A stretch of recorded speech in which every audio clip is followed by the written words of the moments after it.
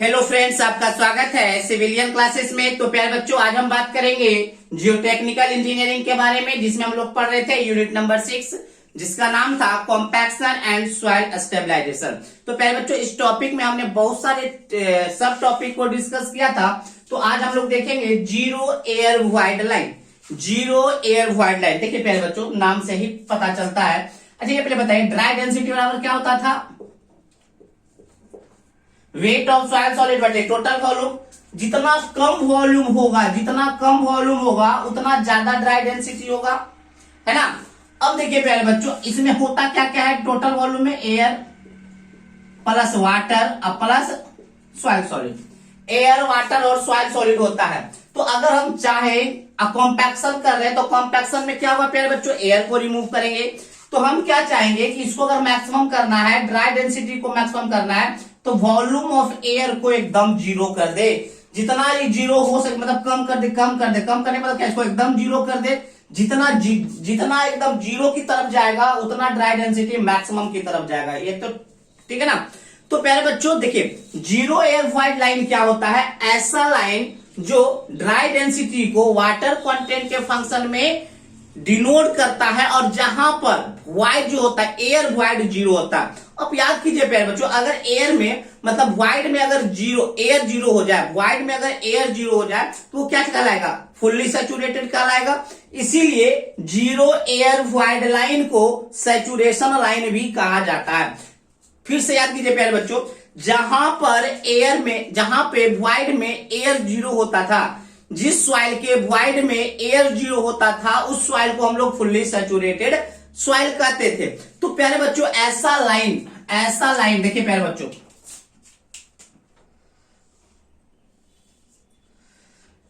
ये gamma D है, ये आपका वाटर कंटेंट है। तो हमने बताया था कॉम्पैक्शन कर्व इस प्रकार से बनता था। अब हमने क्या बोला कि प्यारे बच्चों, dry density and water content के बीच में एक लाइन शो करेगा जो कि जीरो एयर वाइड लाइन कहलाता है। क्या कहलाएगा? Zero air void line. और जीरो एयर वाइड लाइन को ही क्या कहेंगे प्यारे बच्चों? जीरो एयर वाइड लाइन को हम लोग कहेंगे सैचुरेशन लाइन। क्या कहेंगे? Saturation line. ठीक है ना। तो चलिए प्यारे बच्चों, इसके डिफिनीशन की ओर चलते हैं। हमने क्या बोला? For a given water content, theoretical maximum density is obtained where there are no air void। हमने बोला प्यारे बच्चों, किसी भी सॉइल के गिवन वाटर कंटेंट में, मतलब वाटर कंटेंट गिवन है कि भाई 10% वाटर कंटेंट है, अगर उस सॉइल में आप थियोरेटिकल मैक्सिमम डेंसिटी प्राप्त करना चाहते हैं, गामा डी का मैक्सिमम वैल्यू पता करना चाहते हैं, तो वेयर वहां पे हो सकता है जहां पर एयर वाइड क्या हो जाए? जीरो हो जाए। जहां पे नो एयर वाइड, अगर एयर वाइड नहीं रहेगा तो उसको क्या बोलेंगे? डिग्री ऑफ सैचुरेशन क्या होगा? 100% होगा। तो हमने क्या बोला प्यारे बच्चों, जीरो एयर वाइड लाइन के बारे में? सबसे पहला पॉइंट हमने समझे, किसी भी दिए गए वाटर कंटेंट में अगर हम उस सॉइल का थियोरेटिकल मैक्सिमम डेंसिटी जानना चाहते हैं, तो वहां पर एयर वाइड क्या होना चाहिए? जीरो होना चाहिए। दैट मीन सॉइल का डिग्री ऑफ सैचुरेशन 100% होना चाहिए। अब हम डिफिनीशन की ओर चलते हैं, जीरो एयर वाइड लाइन के डिफिनीशन की ओर। तो देखिए प्यारे बच्चों, हमने क्या बोला? The line showing the dry density as a function of water content for soil containing no air void is called zero air void line. हमने क्या बोला? ऐसा लाइन जो क्या शो करता है? ऐसा लाइन जो शो करता है ड्राई डेंसिटी को वाटर कंटेंट के फंक्शन में फॉर ए सॉइल, जिसमें क्या होगा? नो एयर वाइड होगा। मतलब ऐसा कोई लाइन जो dry density and water content के बीच में रिलेशन डेवलप करता है, ऐसा लाइन जो dry density and water content के बीच में क्या डेवलप करता है? रिलेशन डेवलप करता है। कैसा रिलेशन? जहां पे एयर वाइड जीरो होता है, वही लाइन क्या कहलाता है? Zero air void line. क्या वो कहलाता है? फिर से समझिए, ऐसा कोई लाइन जो dry density and water content के बीच में रिलेशन शो करता है, ऐसा लाइन जो dry density and water content के बीच में रिलेशन शो करता है, और उस सॉइल में एयर वाइड नहीं होता है, तो ऐसे लाइन को हम लोग कहते हैं जीरो एयर वाइड लाइन। और उसी लाइन को क्या कह सकते हैं हम लोग? Saturation line. देखिए ऐसा होता है, ग्राफ बना लीजिएगा।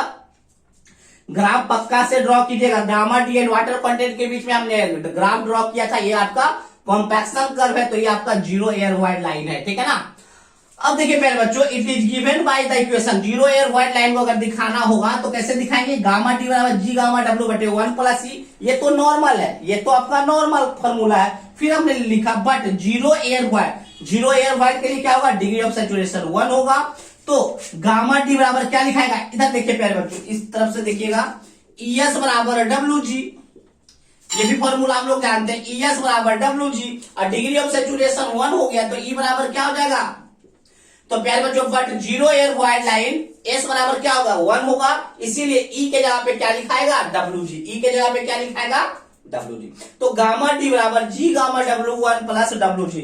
बट ये लाइन, ये इक्वेशन तभी शो कर सकता है जब आपका क्या होगा, एयर वाइड जीरो होगा, इसीलिए तो एयर वाइड जीरो है, इसीलिए तो S बराबर 1 होता है। बट प्रैक्टिकली क्या देखा गया है प्यारे बच्चों, बट प्रैक्टिकली ये देखा गया है, तो आप कितना भी कॉम्पैक्शन कर लीजिए, आप 100% एयर वाइड को रिमूव नहीं कर सकते। और जब आप 100% एयर रिमूव नहीं कर सकते तो ये इक्वेशन आप नहीं लिख सकते। बात समझ में आया, क्योंकि ये इक्वेशन कब लागू होता है, जब आपका एयर वाइड जीरो हो जाता है, एयर वाइड जीरो होता है तो S बराबर 1 करते हैं, S बराबर 1 करने से E बराबर WG होता है, और E का वैल्यू हमने WG रख दिया।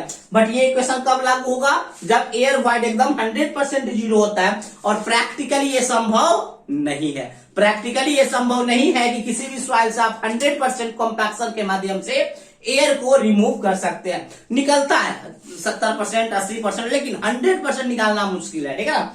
तो हमने यही बात लिखा है, it may be noted that compaction method can not remove all the air wide. हमने ये देखा है कि कॉम्पैक्शन मेथड से एयर वाइड 100% एयर वाइड को रिमूव नहीं किया जा सकता है, and therefore the soil never becomes fully saturated, और सॉइल फुल्ली सैचुरेटेड नहीं हो पाता, इसीलिए thus the theoretical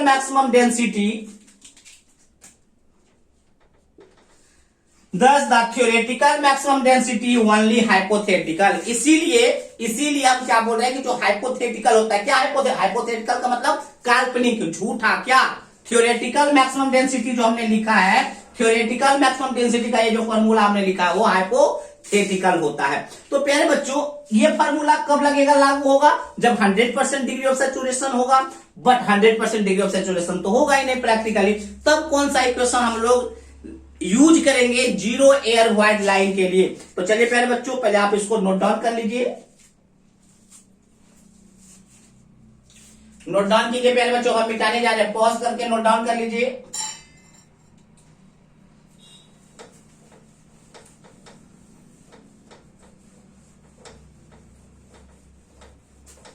अब प्यारे बच्चों, हम लोग ये देखना चाहते हैं कि चलिए ठीक है, 100% डिग्री ऑफ सैचुरेशन नहीं हो सकता, मतलब आप 100% एयर वाइड को नहीं निकाल सकते, तो कुछ ना कुछ तो एयर वाइड रहेगा। तो हम लोग एयर वाइड के टर्म में ड्राई डेंसिटी को नोट करना चाहते हैं, मतलब डिनोट करना चाहते हैं, लिखना चाहते हैं। तो प्यारे बच्चों, हम लोग लिखेंगे equation for zero air void line, equation for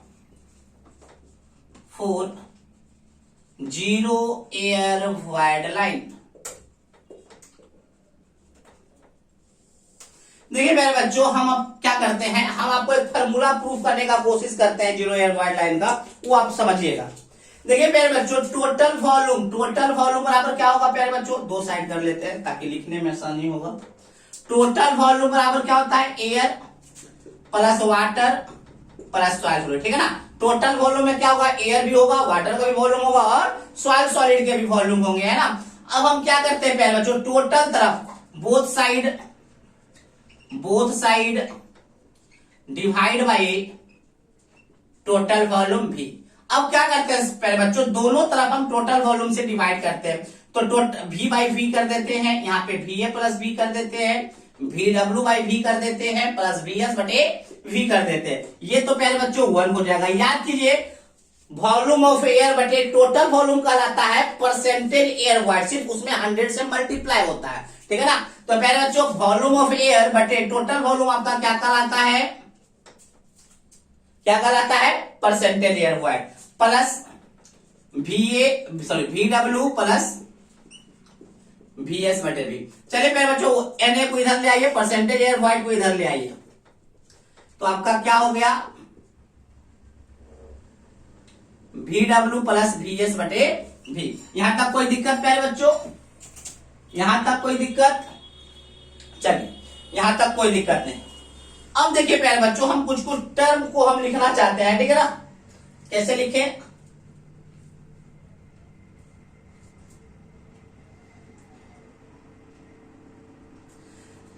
देखिए कुछ कुछ हम लोग लिखने का कोशिश करते हैं। अच्छा ये बताइए, गामा डब्ल्यू बराबर हम क्या बोले थे? गामा डब्ल्यू बराबर डब्ल्यू मतलब वेट ऑफ वाटर बटे वॉल्यूम ऑफ वाटर बोले थे, याद कीजिए। यूनिट वेट ऑफ वाटर क्या होता है? वेट ऑफ वाटर बटे वॉल्यूम ऑफ वाटर। तो वॉल्यूम ऑफ वाटर को हम लोग क्या लिख सकते हैं? वेट ऑफ वाटर बटे यूनिट वेट ऑफ वाटर लिख सकते हैं। चलिए अब आपको ये बताइए, unit weight of soil solid क्या होता था? Unit weight of soil solid, wait of soil solid बटे वेट ऑफ सॉइल सॉलिड बटे वॉल्यूम ऑफ सॉइल सॉलिड। तो वॉल्यूम ऑफ सॉइल सॉलिड बराबर क्या हो सकता है? वेट ऑफ सॉइल सॉलिड बटे unit weight of soil solid. तो चलिए प्यारे बच्चों, VW के जगह पे हम लोग ये लिखने का कोशिश करते हैं। VW के जगह पे क्या लिखेंगे? वेट ऑफ वाटर बटे gamma W into total volume. Total volume तो बचा हुआ रह जाएगा, प्लस VS के जगह पे क्या लिखेंगे? वेट ऑफ सॉइल सॉलिड बटे unit weight of soil solid, ठीक है ना? और टोटल वॉल्यूम तो बचा रह जाएगा। यहां तक तो क्लियर? अब याद कीजिए प्यारे बच्चों, वाटर कंटेंट क्या होता था? वाटर कंटेंट होता था वेट ऑफ वाटर बटे वेट ऑफ सॉइल सॉलिड। होता था या नहीं होता था? तो यहां से वेट ऑफ वाटर बराबर आपका हो जाएगा water content into weight of soil solid. होगा या नहीं? वेट ऑफ वाटर बराबर क्या होगा? Water content into weight of soil solid. तो वेट ऑफ वाटर के जगह पे हम लिखेंगे water content into weight of soil solid. 1 minus Na बराबर water content and water weight of soil solid बटे gamma W into total volume B, plus total volume into 1 बटे gamma S, भी को और गामा एस को। चलिए अब याद कीजिए प्यारे बच्चों, वेट ऑफ सॉइल सॉलिड बटे टोटल वॉल्यूम क्या कहलाता है? तो गामा डी कहलाता है। वेट ऑफ सॉइल सॉलिड बटे टोटल वॉल्यूम क्या कहलाता है? Gamma D. तो यहां पे हमने देखा WS बटे टोटल वॉल्यूम, WS बटे टोटल वॉल्यूम, यहां भी गामा डी। तो 1 माइनस Na बराबर W, ये हो जाएगा गामा डी हो जाएगा प्यारे बच्चों, अब बटे गामा डब्ल्यू। चलिए बहुत अच्छा, plus wait of soil solid बटे V क्या हो जाएगा? गामा डी, अब बटे गामा एस। यहां तक दिख रहा है प्यारे बच्चों आप लोग को?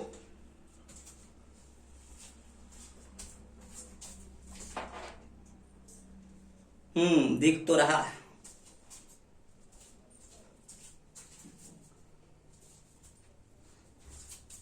चलिए यहां तक हो गया प्यारे बच्चों। चलिए अब हम क्या करते हैं प्यारे बच्चों, G बराबर हम लोग जानते हैं गामा एस बटे गामा डब्ल्यू, जानते हैं कि नहीं? G बराबर गामा एस बटे गामा डब्ल्यू। तो गामा एस बराबर क्या हो जाएगा? G gamma W. Gamma S बराबर क्या हो जाएगा? G gamma W. तो प्यारे बच्चों इस इक्वेशन में हम लोग देखते हैं 1 minus Na is equal to water content into gamma D बटे gamma W plus gamma D.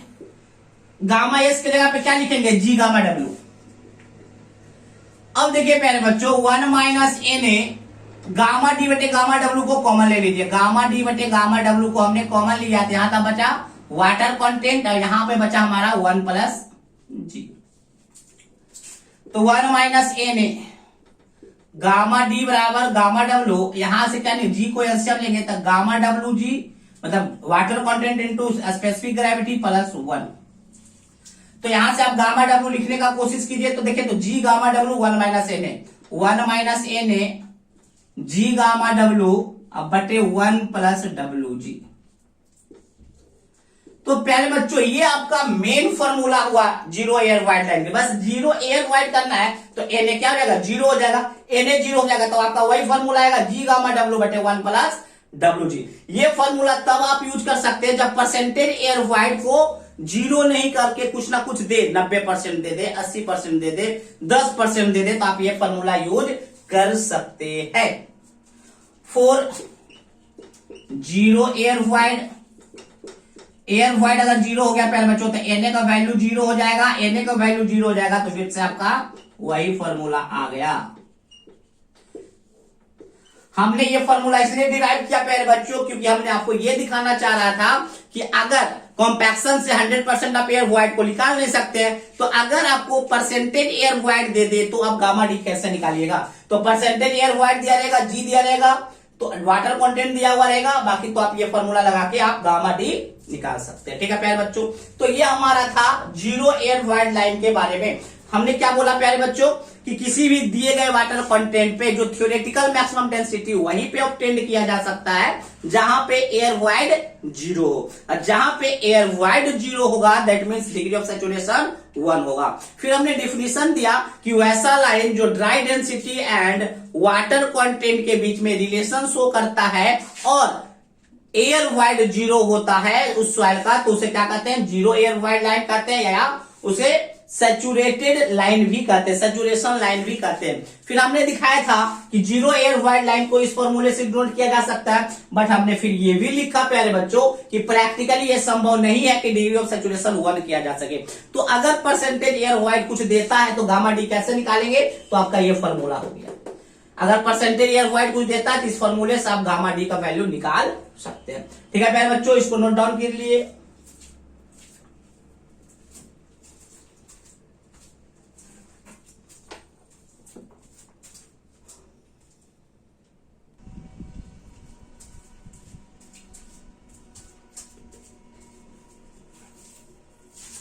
तो प्यारे बच्चों हम लोग समझेंगे लाइन ऑफ ऑप्टिमस क्या होता है। देखिए प्यारे बच्चों, लाइन ऑफ ऑप्टिमस क्या होता है, मान लीजिए प्यारे बच्चों हम कॉम्पैक्शन कर्व ड्रॉ कर रहे हैं, मान लीजिए gamma D and water content के बीच में, gamma D and water content के बीच में, लेकिन जब हम कॉम्पैक्शन कर रहे हैं तो कॉम्पैक्टिव इफर्ट अलग अलग लगा रहे हैं, मतलब कभी जोर से मार रहे हैं कभी हल्के से मार रहे हैं, तो उस केस में क्या होगा, अलग अलग कॉम्पैक्शन कर्व आएगा। मान लीजिए प्यारे बच्चों एक कॉम्पैक्शन कर्व ये आ गया, दूसरा कॉम्पैक्शन कर्व ये आ गया, तीसरा कॉम्पैक्शन कर्व ये आ गया। तो प्यारे बच्चों क्या करना है, जो मैक्सिमम ड्राई डेंसिटी है ना तीनों का, मतलब अलग अलग कॉम्पैक्शन कर्व के जो मैक्सिमम ड्राई डेंसिटी पॉइंट है, यही है ना मैक्सिमम, तो इन तो मैक्सिमम वाले पॉइंट को मिलाते चले जाइए, तो यही लाइन आपका कराएगा लाइन ऑफ ऑप्टिमस। यही क्या कहलाएगा, लाइन ऑफ ऑप्टिमस। तो हमने क्या बोला प्यारे बच्चों, इसका डिफिनेशन समझ लीजिए, आपका ऑब्जेक्टिव में आता है, एसएससी जेई वगैरह में आता है, ठीक है ना। तो उस सारे पॉइंट्स को हम लोग क्लियर कर लेते हैं। If soil is compacted at different compactive effort, अगर आप सॉइल को अलग अलग कॉम्पैक्टिव इफर्ट करने मतलब होता है कितना जोर से कितना ताकत लगा के आप क्या कर रहे हैं, इफर्ट लगा रहे हैं, कॉम्पैक्ट कर रहे हैं। तो अगर आप सॉइल को कॉम्पैक्ट करते हैं अलग अलग कॉम्पैक्टिव इफर्ट को लेकर, तो आपका अलग अलग कॉम्पैक्शन कर्व ड्रॉ होगा, तो आपका अलग अलग कॉम्पैक्शन कर्व ड्रॉ होगा। अब क्या करना है, the line joining the points of maximum dry density is called line of Optimus. तो जो अलग अलग कॉम्पैक्शन कर्व ड्रॉ जो हुआ था उसको क्या करना है, उसके मैक्सिमम ड्राई डेंसिटी वाले पॉइंट को लाइन से मिला देना है। हमने क्या बोला, मैक्सिमम ड्राई डेंसिटी वाले पॉइंट्स को एक लाइन से मिला देना है, वही लाइन आपका कहलाता है लाइन ऑफ ऑप्टिमस। पॉइंट को यह समझ में आ गया होगा, ऑब्जेक्टिव आएगा इससे तो क्लियर हो जाएगा। ठीक है प्यारे बच्चों, तो ये आज हमने पढ़ा mainly zero air void line के बारे में कि जीरो एयर वाइड लाइन होता क्या है, उसके इक्वेशन क्या होते हैं और उस इक्वेशन को हम लोग कैसे डिराइव करते हैं, उसको डिराइव करने के लिए भी आपको आ सकता है। ठीक है प्यारे बच्चों, फिर लाइन ऑफ ऑप्टिमस क्या होता है, अब अगले क्लास में हम लोग देखेंगे प्यारे बच्चों फैक्टर अफेक्टिंग द कॉम्पैक्शन, मतलब ऐसा कौन कौन सा फैक्टर है जो कॉम्पैक्शन को इफेक्ट करता है ना। बहुत सारे फैक्टर है प्यारे बच्चों, जैसे पहला तो आपका कॉम्पैक्टिव इफर्ट है, जितना ज्यादा कॉम्पैक्टिव इफर्ट लगाइएगा उतना ज्यादा कॉम्पैक्शन होगा। वाटर कंटेंट है, बहुत सारे टाइप्स ऑफ सॉइल है, तो हम लोग उसके बारे में अगले क्लास में अगले लेक्चर में देखेंगे। ठीक है ना, तो आज के लिए बस इतना ही, थैंक यू।